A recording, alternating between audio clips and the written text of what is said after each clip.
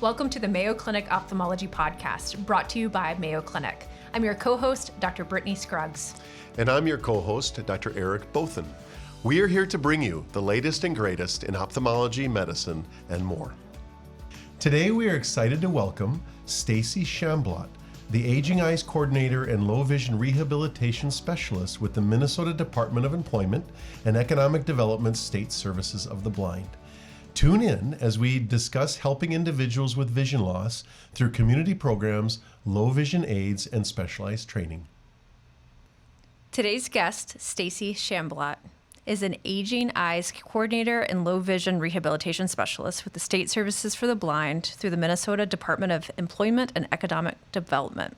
A certified therapeutic recreation specialist with nearly 30 years of experience, Stacy has devoted her career to creating inclusive community programs that promote independence and well-being for people with disabilities and with vision loss. She previously founded and directed programs such as the Community Center for Vision Loss Resources. Her leadership extends beyond clinical work. Stacy has served on numerous accessibility and aging committees, and through her work with the Aging Eyes Initiative, Stacy helps patients adjust to vision loss by offering personalized training, low vision devices, and support, ensuring they can live independently, safely, and with purpose. Welcome to the podcast, Stacy. Thank you. All right, so we are all really excited about learning from you, but also I just want to thank you for providing these services to our patients and our community. And I was hoping to just jump right in to kind of understand your story. What is it like to be a vision rehabilitation specialist? Walk us through your career. So I like, as a rec therapist, I like to create programming. And so in 2013, all the vision experts came together at Humphrey Institute and thought about what we could do for the boomers. And in that group, we decided that we needed partners throughout the community because we cover the whole state of Minnesota. So every county is covered. And with a lot of boomers, that's a lot of people, right? Mm-hmm. So the Aging Eyes program was developed in 2014 from that think tank. And I was already at Courage Kenny Rehabilitation Institute, so after COVID in 2021, I rejoined State Services for the Blind, and I got to be the Aging Eyes Coordinator. So kind of full circle to kind of help seniors who are already retired, non-working, but also that they want to maintain their independence as much as possible, and the things they like to do for fun. And vision loss is a piece of who they are. It's not who they are. And so really helping them through that. So my coworkers go into their homes and do a free home assessment because everything's free out of the state of Minnesota, and then develop what helps them. That's our goal. What can help them? So two people, even husband and wife, will get different things because they have different needs. And every state is different, correct? Every state is different. Can you walk us through maybe the listeners who aren't in Minnesota? What can you expect from just a state service program, and what's the range here across the United States? So we have the most robust program in the United States, and we are the only Aging Eyes program in the United States. Every state gets money from a federal grant, and how they use that money is their choice. But the state of Minnesota, as great as we are in social services, is we really believe that we need to help people with social services, so we have a very robust program for that, and that's how we're able to provide all this stuff for free, is through the support of the state. So for ophthalmologists seeing patients in their clinic and wrestling with either a new diagnosis or understanding that their current patient, even with a chronic diagnosis, is struggling in different ways, what are the best approaches, or what advice would you give listeners who are eye doctors in the clinic for how to guide their patients to find the right resources in their community, whether in Minnesota or in another state? What would be the first call, first reference, handouts? What would you recommend people do? The first thing is to realize that when you give someone a diagnosis of this kind, it is earth-shattering, right? And it's a lot to take in. And so what does that mean? You're going to go blind. Well, we know that could mean legally blind, totally blind, no light perception, right? There's a lot of words that go with that. And so what we want people to understand is, even though functionally we can help them, maybe acuity-wise they won't be able to see as much, but we can still help them. They don't have to give up their life with a diagnosis of a vision condition. They have to do things differently. So the best thing to do is I look for your state services for either senior services or if they're children, the children's services through the state, and see what programs they have. School districts by law have to serve them under the age of 14 for some services, and after 14 they do the transition program, and that's where they might be sent to a rehab center. So every state is different, but again, all states have some money to provide for this. And it doesn't matter if it's from diabetic retinopathy or they had a stroke and they have a field cut. It's anybody whose vision is impacted that glasses are not going to be helpful. And when you say impacted, and just for me, I don't deal with a lot of the aging community like my retina colleague here, dealing with some of these very challenging diagnoses. But are there certain vision threshold or visual field thresholds that for you would say, below this visual acuity or below that visual field or below XYZ, you should be referring your patient? Anybody that's going to be technically legally blind, right, that has a legal blindness that will go that way progressively. And, we see people with low vision, 20, 40 in the best eye, but not worse than 20, 200. But also that, maybe it's helping someone get books on tape. Because they get a diagnosis of MACD or any other eye condition, some of them will be able to drive early onset yet. But maybe knowing that somebody can help them later on is game changing. We had a woman who presented very well. We went to her house. I was with my coworker. I was shadowing her. She had a beautiful house. She was widowed. She didn't have family. And we gave her a magnifier and books on tape from the National Library for the Blind. She wrote my boss a letter and said 2 weeks later, we got it 2 weeks later, that she was going to commit suicide that day because she couldn't imagine going blind by herself. But she didn't need to do that anymore, was her letter, because she knew that State Services for the Blind, or SSB, would be there to help her. So even though she was really early onset, she could still drive. That thought for her was overwhelming to her. So at any time, I think just to know that they're there, and whether they know our name or we go to see them, it can still be as impactful. And again, it's a free service. So it's through insurance. It's not through, if you have coverage, none of that is just from your state tax dollars. So for Minnesota, you have to be a Minnesota resident and pay taxes in Minnesota. Even if you're a snowbird, you live in Minnesota. So that's how most of the states work. So again, it's just having knowledge that someone's there to help you. So one thing that I found really helpful, Eric, to go back to the question of, when you're a clinician and you're talking to these patients and you want to empower them, you want to refer them, we don't do this perfectly. I think this is a work in progress here because we're thinking about these things and we're trying to be mindful. But one thing that we have done well recently is we have all of the state services contact information, their phone numbers, their website for all of the surrounding states. And we have that in a folder in addition to some low vision handouts. And so immediately, I don't have to go print it for them. It doesn't weigh me down in clinic. I just go and I grab the low vision folder and I can empower them and say, I want you to call them and I want you to get, set up with your state service if they live in South Dakota or North Dakota, right? So that's really helpful. One question that I have for you is, say a patient is sitting there in clinic, I would love to know, okay, this person is the perfect person for a telescope, or this person would really be impacted by having the CCTV, to really understand the technology. I'm going to go real quick to a personal story. Sorry to digress a little bit, but I recently had hand surgery a few months ago.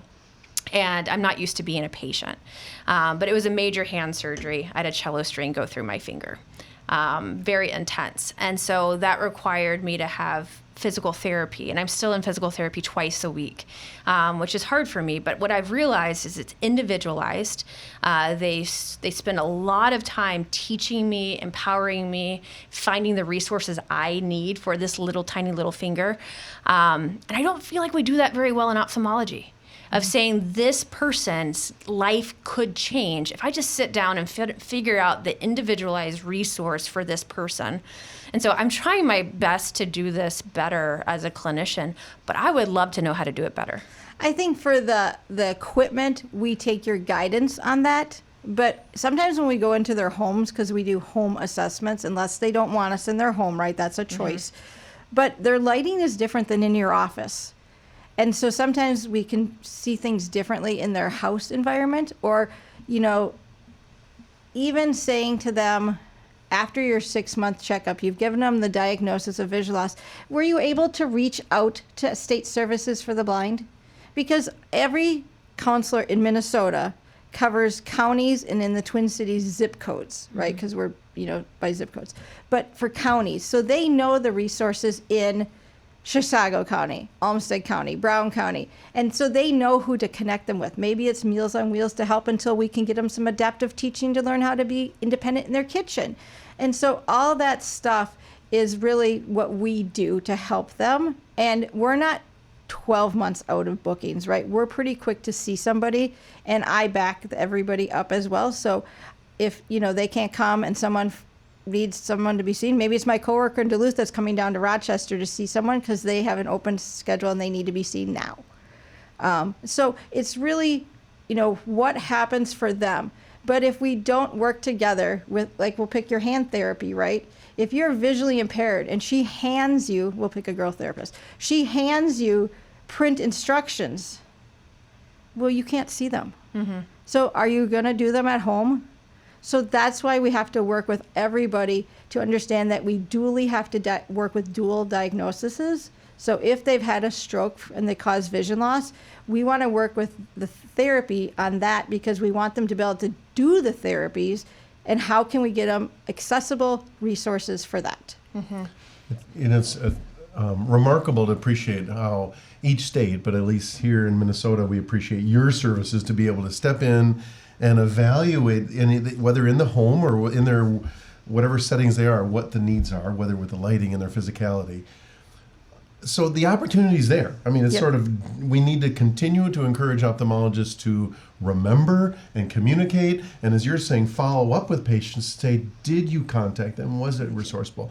But in that, then when you hear comments either from providers or in the community, what are the most common misconceptions, besides you being incredibly helpful, what are the most common misconceptions that you hear that would help if we would address it better with patients or with our profession? So I start support groups around the state of Minnesota, and I asked all of my support groups, because I was doing some training for a big ophthalmology group in the Twin Cities, and I said, what would you say if you had no holds barred to your ophthalmologist? What would you want to say? Send me to a specialist right away. Tell me about SSB right away. Don't tell me there's no hope. Tell me that I can get through this. And overwhelmingly, those were the stories that people felt like, why didn't I know who you were? Or I had an artist, a very gifted artist, and she got rid of all of her painting supplies, and then she called us and she said, well, I was an artist. I said, well, do you still want to be an artist? You know, I'm going blind. I said, yes, I do know that, but I can help you adapt that. And she was so taken aback. She said, I sold all of my stuff. And so you don't have to give up. Besides driving, and I had a pilot, so no flying as a pilot. Those are two things you can't do if you're visually impaired. But everything else we just have to really do differently. And so giving them the hope that it still can be there, I think, is what they really want to hear. Is it hard? It is. Yeah. Do they have to grieve for their eyes? Absolutely. But they can continue to go on, and we meet them where they're at. It's just like you don't know the future of their vision, right? You don't know how fast they're going to go or what's going to happen. We just meet them where they are in whatever stage they're at. And then we can always bring in trainers, orientation mobility, how to get around safely, how to do cooking and daily living skills. Shar is our trainer. So there's a computer assistive technology. All those things can be very intimidating as you start to lose your vision. But we have certified professionals that can do that. And so knowing that someone's going to safely come in your home that knows what they're talking about is also, I think, very comforting to clients. And so overwhelmingly, they just said, help me understand. Because maybe I don't know those words that you're saying. So it sounds like you have a wide range of resources. You have the home visits, which allows patients to, have maybe resources they didn't know about that could help them with daily living. You have these workshops. You have cooking classes. Let's talk a little bit about adaptive technology, because I feel like I have patients ask me about that all of the time. I recently gave a talk, and it was to the Stargardt Summit. Yep. And it was a beautiful experience where I got to meet so many patients who were just wonderful. But when I looked out into the audience with several hundred people there, a lot of them were wearing like head like devices that they were wearing, adaptive technologies, headwear. And it was so beautiful to see that they were able to have increased functionality by wearing those devices. I know that some of them are expensive. Mm-hmm. So I am curious, how do you partner with patients when they want those resources and potentially it would change their life, but they are maybe cost prohibitive? So right now in the senior unit, the vocational rehabilitation or workforce unit has different parameters, right? They're a federally funded program, so they have work goals. For our senior unit specifically, so we're 55 non-working, for us, they have a criteria to get a closed circuit TV or a reading machine where it's magnified.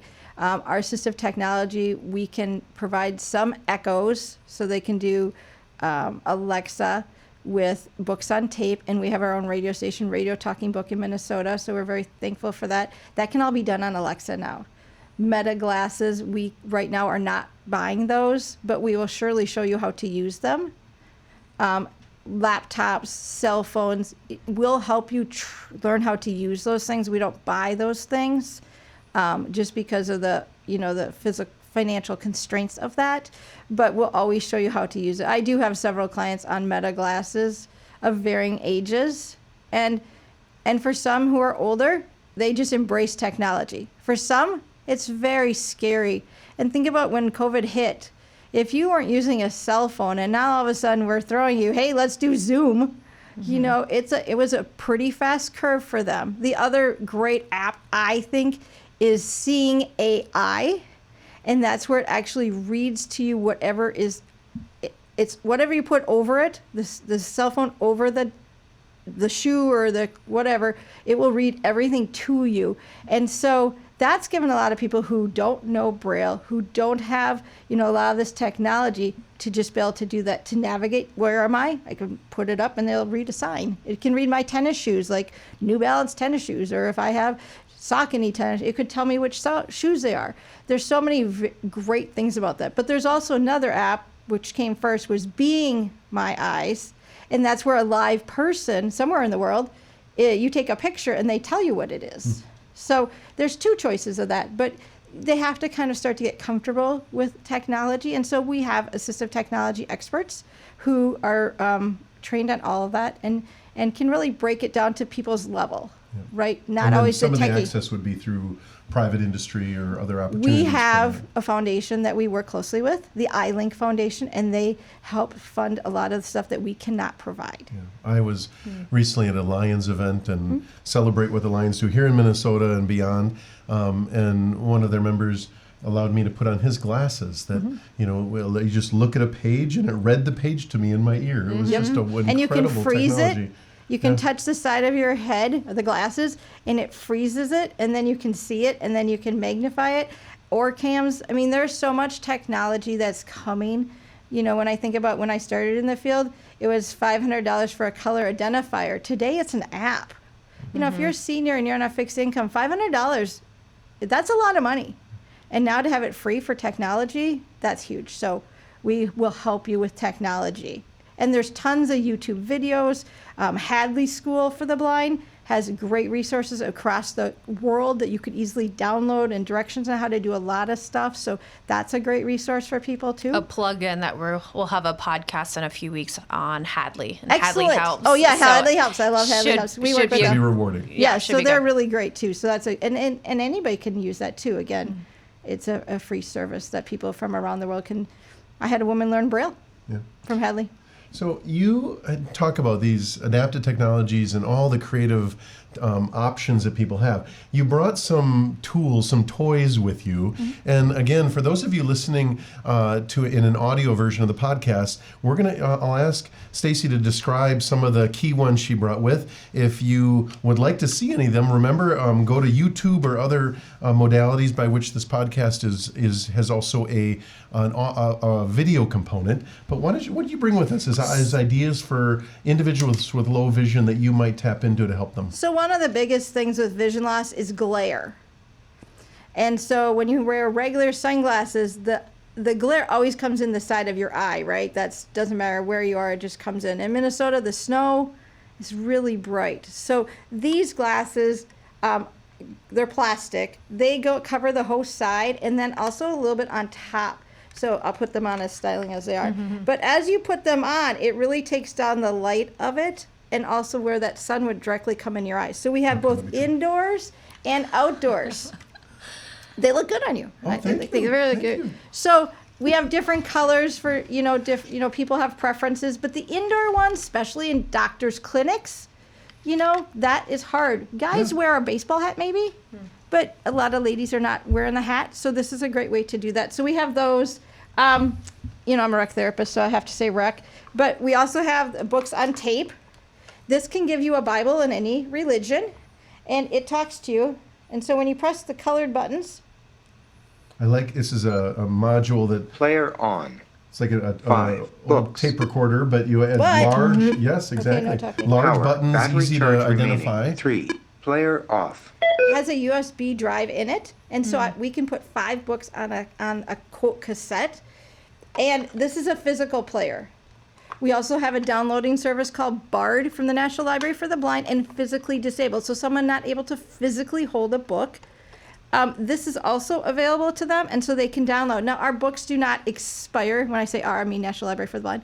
They don't expire. So in 21 days, if you haven't read your book on Libby, for BARD, it won't take off your system. When you're done with it, you take it off your system. Now, there's a jillion books on this, as well as some large print books.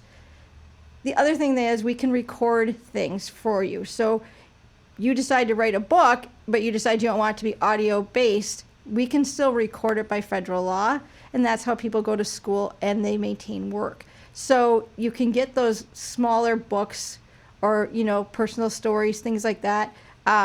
Church, like the big church magazines for 150th anniversary, all that can be recorded through our system.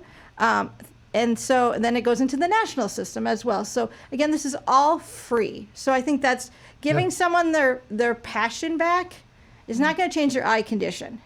But if I can change their enjoyment for an hour or 2 hours, that's really important. A needle threader. So this, it's very small. I don't know, I'm not very good with sizes, but tiny. They have 2 rubber tops. One is white and one is black. And what that is that's the eye of the needle. So some eye needles are bigger than others. You put the eye down, the thread in the valley, then there's a white arc that comes out. When it comes out, it's metal, which is sharp. Not, if you put your finger over it. And then you pull out the needle and it's threaded. Wow. My mom's a quilter, and even without vision impairment, I think This she'd is like super, this. I can do this. So I this is love super- knowing about that. This Thank is you. super good. I like that. Playing cards, playing games, same Very size. large print cards. Yeah. Large print, same size physical card. Yeah. So when you use a cereal bowl as a disc card, you know where they're located, and you just call it your ace of spades, What a ace of wonderful hearts. tip. And so you just call them up. But everybody at your table can't get the cards off the table either. Like, that's hard for people. So people with vision loss always feel like, I don't want to impede other people. But the reality of it is everybody will benefit from the same things. So So discarding into a bowl. well, Okay. calling out your bridge, your mahjong, your canasta hand, cribbage, pegging. We have tactile cribbage boards. Love it. So lots of different things. So I think those things, magnifiers, this is a handheld. Ours does have a light. And so that helps when it goes directly onto the paper. But you have to move this till you see the right sweet spot. The other one we have is called the stand magnifier. It sits on the paper. So before they get a closed circuit TV or personal magnification, these are usually what they get first. And so we want to make sure it's the right power for them. So the bigger the head, the less magnification they get. So when you're having these discussions, where are you showing them these different magnification and the magnifiers, and like, is there a store? Is there a place that So they we go? go to their home and we bring them with you. You take it with you. So those big suitcases, that's You what bring they the bring. toys. They bring those to their Wow. homes, and we ask questions before we get there because I want to know what you really want to focus on. You know, I love to cook and bake, but I can't do that anymore. Then I'm going to bring everything I Take have all your for a goodies that dad. are appropriate for Right. them. I'll have Yeah. everything else in their suitcases, but we're going to focus on what they need right now. Or I don't feel safe in my house because I don't know how to get to the door. I don't know how, I don't know how to get to my mailbox. That's all I want to do is get to my mailbox. Then we can have orientation mobility show you how to get to your mailbox. So how many staff members are doing these home visits? So we have 14 staff members that do home assessments, 2 assistive technology specialists, 2 orientation mobility specialists, Shar, our certified trainer, and myself, and all specialists cover the state. And then once you do a at-home evaluation and come up with recommendations, is there a normal schedule by which you do follow-up, reconnect, see how they're doing? What would that look like? And how So the often are you- counselor will make the referral to what they need. Okay. For some technology, a lot of our counselors can do some basic technology teaching. Some can do some basic, we can give support canes, things like that. And so then we make the referral. And we're pretty quick to turn. Orientation mobility is a little bit different, as we share with Voc Rehab as well, but there is a level of priority. And so I had someone discharging out of a hospital and couldn't go home until she could safely use her walker and her collapsible cane. And so they went right away over there to make sure she was safe. She could use her cane. She was a longtime cane user. She's been totally blind all her life. She hurt her arm. So she had to learn how to do it differently. So my coworkers went out right away to help her. And then she was able to discharge in her home. And they followed up in her home then. So she was able to discharge out of the hospital to be safe to the next location. So we can go into the hospital, we can go anywhere, right? We cover the state. So wherever you want to see us is where we go. All right, you have more goodies. Okay. I want to keep learning. So the large print calendar, and when I mean large, I mean huge. This also has a nail hook. And so when you write on it, you can use a low vision pen. It's a cross between a felt tip and a Sharpie, but it won't bleed. So that you can write your appointments on things. Now this is pretty big. So not every... 4 times the size of a normal calendar Yes. is what you're showing us, yeah? So they make us, there is a smaller one that Lutheran Braille Workers provides for free. And so you can order that, but it's on cream paper. So, and it has Lutheran messaging. And so if that's okay with you, that's a great service, but it's smaller than this. So that's an option. And the calendar says low vision store. So the Minnesota Low Vision Store is in St. Paul. It's 2 doors down from us. Yep. And that's where we would send people if they need to buy something. But we like to assess you first because we provide what we can. Now we can provide a lot of this stuff once. We just can't afford to. Last year, 2 years ago, we're waiting for new numbers. We served 3,969 people. We're on tap for 4,000 when our numbers come in now. So financially, we can't continue to give needle threaders and calendars every year because I would love to do that for all of our clients. But they it can can't. go next door But they and can pick go it and up buy if it. that's for, important. Yep, it's I think $12 to $15. Yeah. But the other thing is, Eric is very honest, and so he knows vision. And Eric, the owner. Eric of is the Low Vision owner. Store. Of the Yeah. vision store, yes. And his father started it, so he's second generation. Versus when you buy on Amazon, nobody knows anything and you can't return it. So magnifiers, we provide that always. As your vision decreases, we will continue to replace it. The other thing we do is we take back equipment that you're not using and we put it in our treasure cube. So when you break your needle threader or your magnifier because you dropped it accidentally, we'll send out a donated one that's been cleaned, tested, it works, out to somebody. And so that way, and we work with the VA very closely, and we take back their stuff because they're not allowed to take back their stuff either. And we do a lot of the training for them too. So we work in tandem with people, a lot of public health nurses, occupational OTs, things like that. We're here to help people however we get them, right? You've shown us a lot of wonderful toys, and I think that it'd be fascinating to go take a a doc school trip up to the Low Vision store? I went recently, and yeah. I loved it. There's a lot of good stuff. So they have a lot of different reading systems. They have those wearable devices. You can sit down with the owners, and they'll spend time with you. For patients listening in, if you want to call them, they'll give you, 30, 45 minutes of their time, just like understanding what's individualized for you. I loved it. But they also have a lot of daily living aids. And he will connect you with a store in your state. So I had someone that was really looking from That's good to know. Wyoming, and so he connected them with where they could Resources. try something in that area to do that. I mean, he would ship, but sometimes he liked to try. So I have a question about driving. We've talked about that a little bit today, and that's really hard for patients to give up independence in that way, and it's hard to ask for help. My question to you is from a state services for the blind standpoint and a state, are there any programming to help get people plugged in, to help get them the options to continue to be mobile, and walk us through that? So you guys are the ones that have to pull the license, right? We don't pull license. We encourage you, if depending on your acuities, not to drive. But I also think if you're going to tell someone they can't drive, you better provide them some other resources. So we provide other options for transportation. In Olmsted County, Rochester, you have paratransit zips. In the Twin Cities, we have Metro Mobility. So we have paratransit systems in every county of Minnesota. And most states have federally funded paratransit systems. Sometimes you have to have someone certify them, right? And I can do that. But also the option of why is it safe to take? People are hesitant about Uber and Lyft, and those are expensive options. But what else is there? Can you go to your friend at church and have them pick you up so you can maintain your church experience? Then you can have coffee with them. So now we've gotten out of our house, we've done the thing we love, and we got to be social, right? And so lots of ways to continue to keep people in their homes. Do they want to learn to take the city bus? Our orientation mobility specialists can provide that training too. Have they never even thought about the city bus? That could also be an option. So, and different states have different parameters on how long their services run. Minnesota's law is if the city bus runs there, their paratransit runs at the same time. So a city in the Twin Cities ends city bus at 6:30 at night. Metro Mobility ends at 6:30 at night.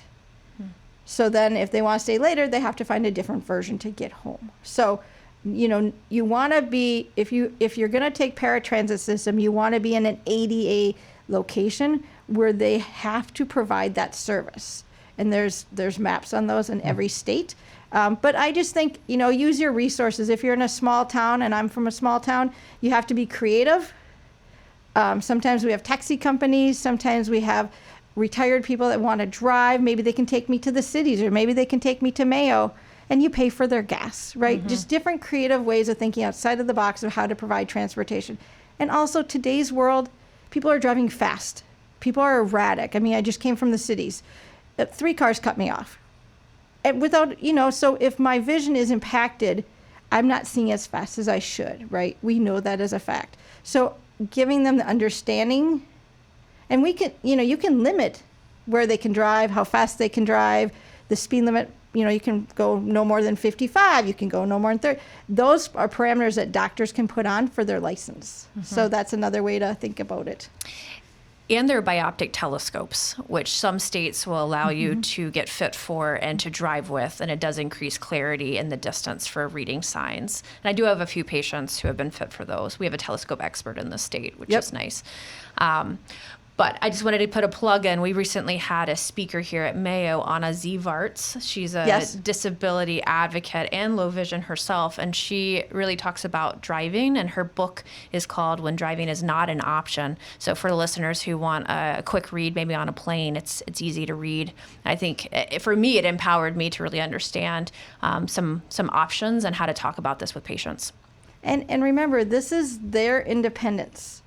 And if they're widowed, if they don't have family members, it's intimidating and scary. So they're going to keep driving unless we provide options. And so we have to provide some options or some choices, because for their safety, for our safety. But it also is very scary. That's a grief and loss process, because you're losing your ability in their mind to be independent by driving. So it is a big topic. as big as a white cane. Yeah.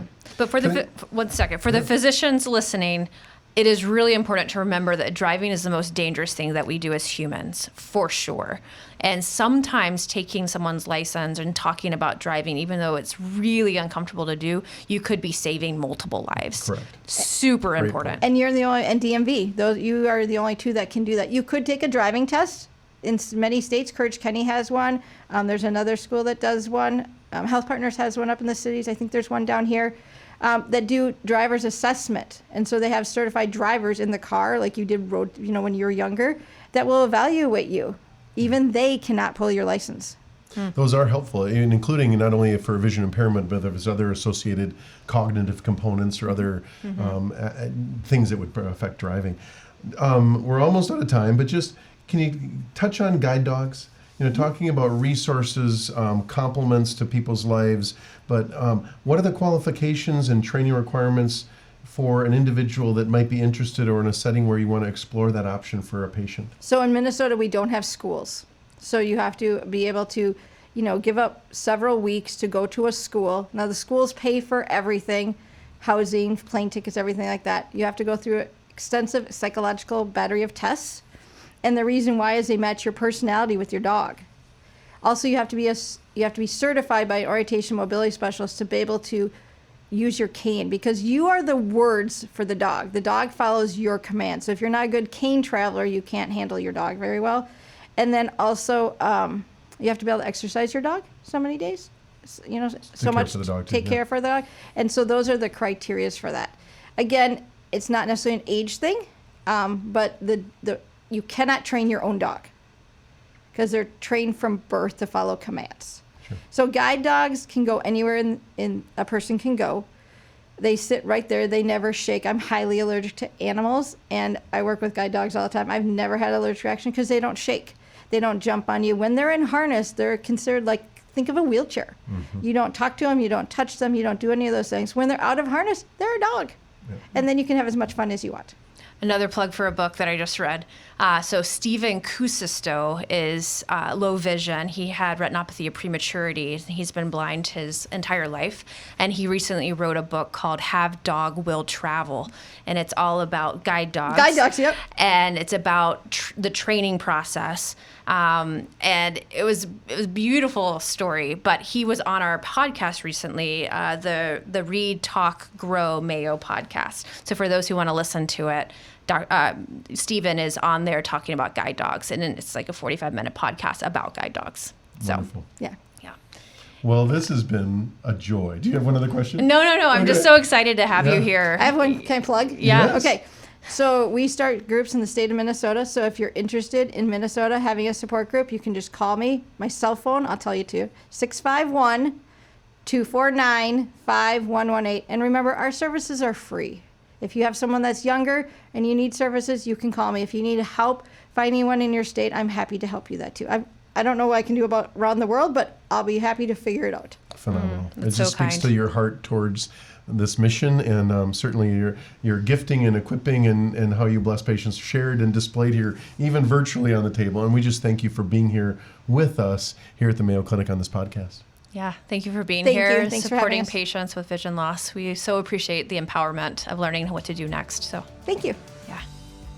You can find all episodes of the Mayo Clinic Ophthalmology Podcast on our website, YouTube, or on most podcast platforms. Thank you for listening, and we definitely look forward to sharing more on our next podcast.